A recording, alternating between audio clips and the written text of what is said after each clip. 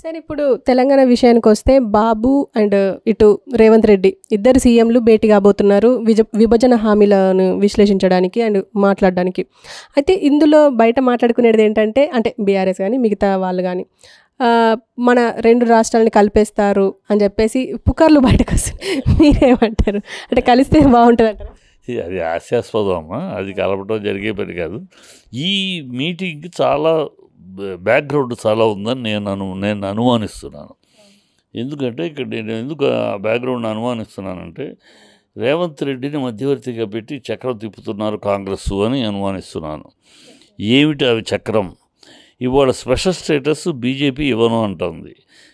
అది ఆల్రెడీ ముగిసిపోయిన అధ్యాయం అని పార్లమెంట్లో చెప్పేశారు.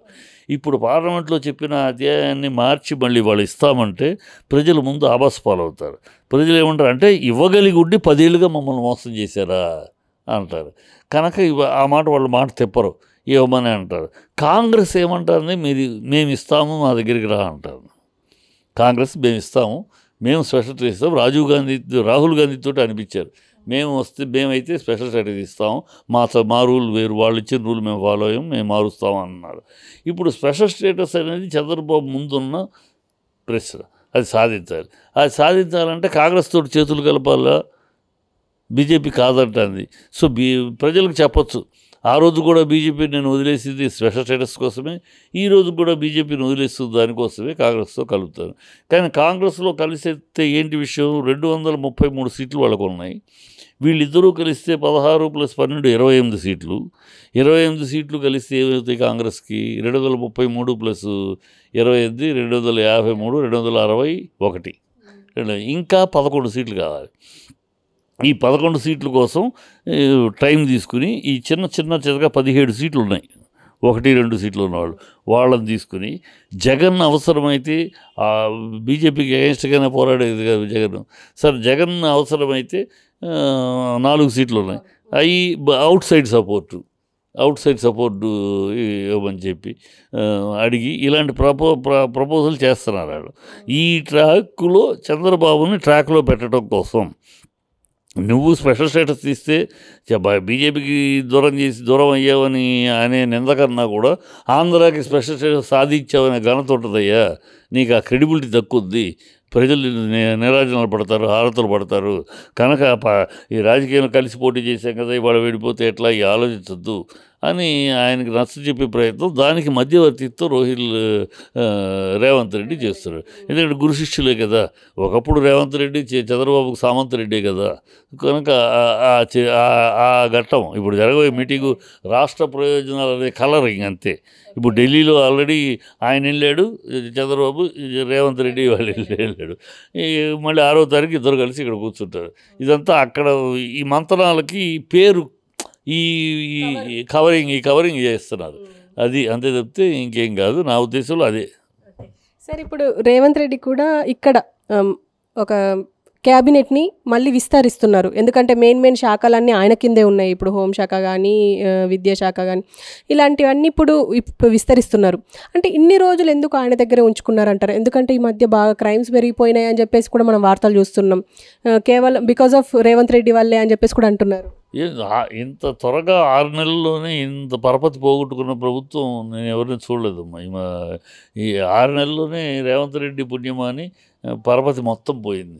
ఎందుకు పోయిందంటే రేవంత్ రెడ్డి ఎన్నికలైనా కూడా ఇంకా చిల్లర భాష మాట్లాడటం, ఈ మాట వెళ్తే కేసీఆర్ని తిట్టడంతోనే కాలక్షేపం చేయటం, అన్ని డ్రామాలు, వీటితో ప్రజలు విసిగిపోయారు.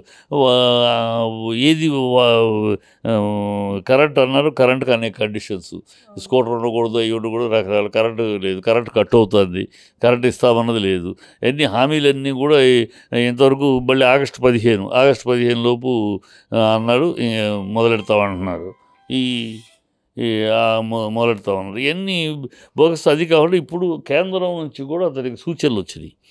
అందుకనే మొన్న అన్నాడు, నాతోటి సమానంగా అర్హత కలిగిన వ్యక్తి ఈయన ఎవరు కోమటిరెడ్డి వెంకటరెడ్డి, ఆ వెంకటరెడ్డి యొక్క ముఖ్యమంత్రి అయ్యే అవకాశం ఆయనకు ఉంది అన్నాడు.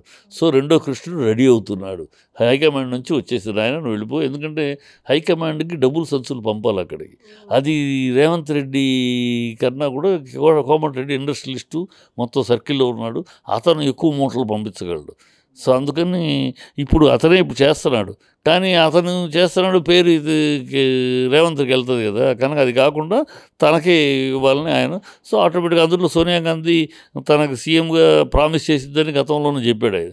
సో రెండో కృష్ణ రెడీ అవుతున్నాడు. రెండో కృష్ణ వర్కింగ్ ప్రెసిడెంట్ జగ్గారెడ్డి కూడా అంటున్నారు, నేను ఇప్పుడు అటెండర్ పనైనా చేస్తా, ఇంకో 10 ఏళ్ళల్లో ఖచ్చితంగా నేను సీఎం అవుతా అని జగ్గారెడ్డి అంటున్నారు. మూడో కృష్ణుడు ఎన్నికల ముందు అతని కుల ప్రాజెక్ట్ మీద అతను చేసేసి చూడండి చిన్న కులవ ఆయన్ని మేము ముఖ్యమంత్రి చేసామని కాంగ్రెస్ చెబుతుంది. మూడో కృష్ణుడు అది ఎన్నికల ముందు చేస్తారు ఇవన్నీ. సో ఇది ప్రజలకు అర్థమైపోతుంది. ఇప్పుడు ఆగస్టు సంక్షోభం అనేది ఉంటుంది ఇప్పుడు ఆంధ్ర రాష్ట్రాన్ని, మన తెలుగు రాష్ట్రాల్లో ఆగస్టు సంక్షోభం ఉంది. ఈ ఆగస్టు సంక్షోభంలోనే రెండో కృష్ణుడు ఎంట్రీ, ఫస్ట్ కృష్ణుడు ఎగ్జిట్ అవ్వచ్చు. అందుకని ఈ లోపల అన్నీ చేసేసుకుని వెళ్ళిపోదామని ఆయన ఎక్స్పెక్ట్ చేస్తున్నాను. ఖచ్చితంగా అంటే ఇప్పుడు రేవంత్ రెడ్డి ఎలాగో దిగిపోతారు కాబట్టి వేరే పార్టీ మారే అవకాశం ఉందంటారా? వేరే పార్టీ మారడు, సెంట్రల్కి వెళ్తాడు. వేరే పార్టీలో చేర్చుకోరు, ఇంకెందుకు చేర్చుకుంటారు, సెంట్రల్కి వెళ్తారు. సెంట్రల్కి వెళ్ళి అక్కడేదో మంచి పదవిలో ఉంటాడు అంతే. ఇక్కడ నుంచి కాకపోతే ఈ స్ట్రాటజీకి అంతా అక్కడ ఉంటాడు.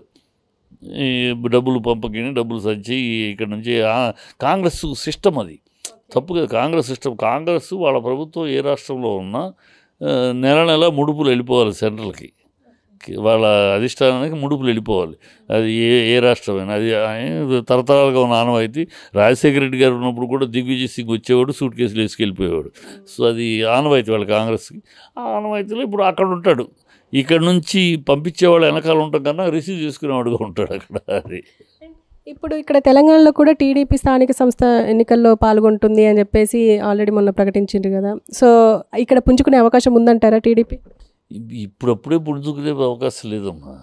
మళ్ళీ జూనియర్ ఎన్టీఆర్ లాంటి వాళ్ళు తెలంగాణ టీడీపీకి జెండా పట్టుకుంటే ఇక్కడ పొద్దుకునే అవకాశం, కానీ లేకపోతే ఇక్కడ పొద్దుకునే అవకాశం లేదు. లోకేష్కి ఇక్కడ ఏం లేదు తెలంగాణలో. కనుక చంద్రబాబు ఏమో అక్కడ ఇక్కడ 2 రాష్ట్రాలు ఇక్కడ సీఎంగా ఉంటూ ఇక్కడ పోరాటం చేయగలిగిన ఏజ్ కానీ టైమింగ్ కానీ ఉండదు. సో ఇప్పుడు ఇక్కడ నిలబడాలంటే మరొక నాయకుడు కావాలి. బాలకృష్ణ తన సినిమాలు దాంట్లో ఉన్నాడు, మంత్రిగా కూడా వద్దంటున్నాడు. సో బాలకృష్ణ కాదు. ఇప్పుడు నెక్స్ట్ ఏదైనా ఇక్కడ పుంజుకోవాలంటే మళ్ళీ జూనియర్ ఎన్టీఆర్ లాంటి రావాలి. మల్లారెడ్డిని తీసుకుంటామని చెప్పేసి అంటున్నారు. మల్లారెడ్డి తీసుకున్నా, ఇంకో సుబ్బారెడ్డి తీసుకున్నా అదేవి పెరగదు. దానికి ఒక ఇమేజ్ కావాలి, ఒక నాయకుడు ఇమేజ్ కావాలి. ఎన్టీఆర్ అసలు సీనియర్ ఎన్టీఆర్ యొక్క ఇది ఉండాలి కదా, ఆ ఇమేజ్ కనపడాలి.